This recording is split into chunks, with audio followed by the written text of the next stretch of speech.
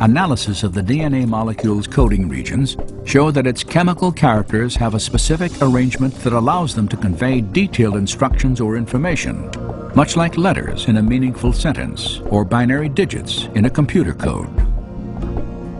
Bill Gates has said that DNA is like a computer program, only much more complex than any we've been able to devise.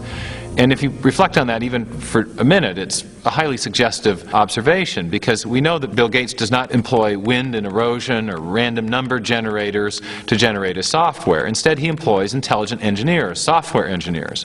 And so everything we know in our experience suggests that information-rich systems arise from intelligent design.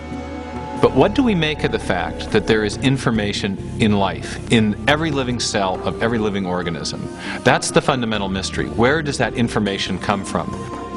And the nucleotide base. For the past 15 years, philosopher and scientist Stephen Meyer has worked to answer this question. Meyer has developed an argument to demonstrate that intelligent design provides the best explanation for the origin of information necessary to build the first living cell. The information that the DNA molecule holds. It's part of our knowledge base that intelligent agents can produce information-rich systems. So the argument is not based on what we don't know, but it's based on what we do know about the cause and effect structure of the world. We know at present there is no naturalistic explanation, no natural cause that produces information. Not natural selection, not self-organizational processes, not pure chance. But we do know of a cause which is capable of producing information, and that is intelligence. So when we find an information-rich system in the cell, in the DNA molecule specifically, we can infer that an intelligence played a role in the origin of that system, even if we weren't there to observe the system coming into existence. Meyer's work on the origin of genetic information is now one part of a comprehensive scientific case for design, developed by a network of philosophers and scientists from throughout the world. Their objective is to reassess an idea that has dominated biology for more than a century. In the process, they have given birth to a theory that has become known as intelligent design. To me, the great promise of design is it gives us a new tool and explanation that belongs in the toolkit of science. Intelligent causes are real, they leave evidence of their existence, and a healthy science is a science that seeks the truth and lets the evidence speak for itself. The argument for intelligent design is based on observation of the facts. Now that's my definition of good science. It's observation of the facts. Now when you observe the facts, as Michael Behe has done, what do you observe?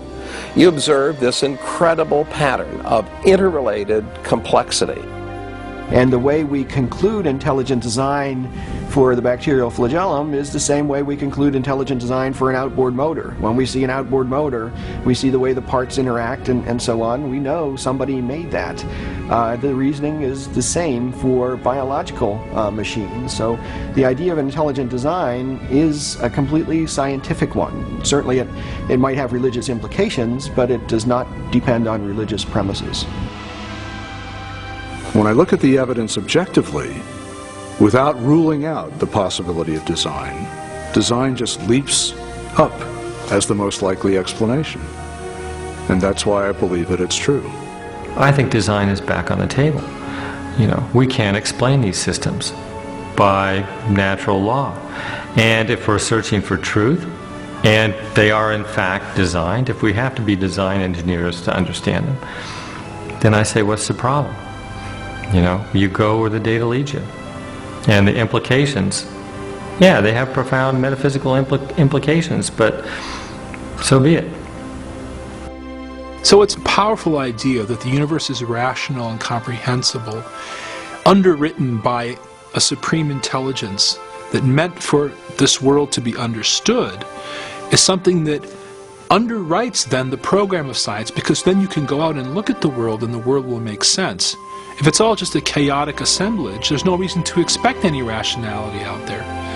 But if it in fact is the product of a mind, then you can go out and science becomes this enormous, wonderful puzzle-solving project in which you can expect to find rationality and beauty and comprehensibility right at the foundation of things.